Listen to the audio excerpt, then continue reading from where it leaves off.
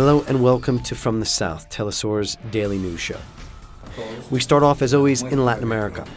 Former Peruvian dictator Alberto Fujimori has been admitted to a health clinic in Lima.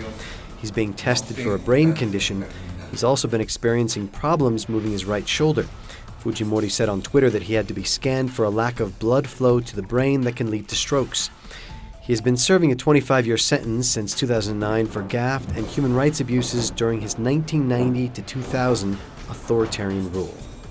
Ecuador says it has seized over 90 tons of illicit drugs so far this year. It's an increase from the 72 tons they seized during the same period in 2015. Over the past weekend, authorities busted the largest drug operation of the year when they seized 7.5 tons of drugs in the coastal city of Ecuador.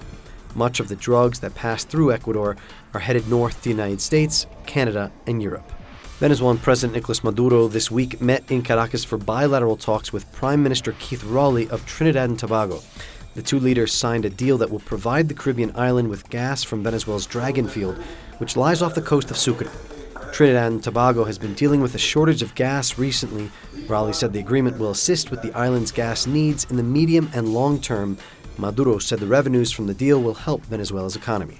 Mexico's state-owned petroleum company Pemex, for the first time, will award the management of an oil drilling project to a foreign company. Australian mining company BHP Billington on Monday won a deal to explore for oil deep in the sea off Mexico's coast. BHP will take a 60% stake in the Trion deep-sea oil field. Pemex will hold 40%. Pemex estimates the oil field to hold up to nearly 500 million barrels of crude oil. It hopes to start pumping from the sites in 2023.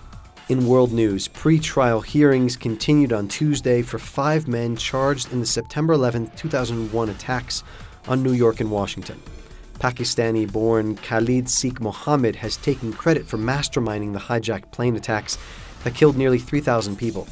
During a 2007 hearing at the U.S. Guantanamo Bay prison, Mohammed said he organized the attacks from A to Z.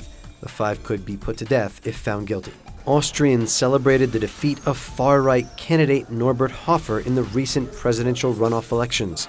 The official results were announced by Interior Minister Wolfgang Sobotka. Hofer won 46% behind independent Alexander Van der Bellen's 54%. The outcome was a relief for centrist European politicians. They were fearful of another win for populist politics after Donald Trump's U.S. election win last month and Britain's Brexit vote in June. Former French Prime Minister Manuel Valls on Monday evening said he will run for the presidency next year. He recently stepped down after 2.5 years in the office. The centrist and pro-business modernizer will now throw himself into campaigning for next year's elections. He'll go up against frontrunner François Fillon from the right-wing Republican Party, as well as far-right National Front leader Marine Le Pen. Polls currently place him 5th in the election next year if he clinches his party's nomination. NATO and the European Union have agreed to a joint 7-point plan. It will counter tactics such as cyber attacks, information warfare, and irregular militia from Russia and other potential aggressors. It will also allow for the 6 EU states outside NATO to benefit from some of the U.S. military support that President-elect Donald Trump has suggested could be conditional on greater European defense spending. The pact is not legally binding. And that's it for From the South. For more on these and other stories, please visit our website, telesurtv.net/English. Also follow us on Facebook and Twitter for regular updates.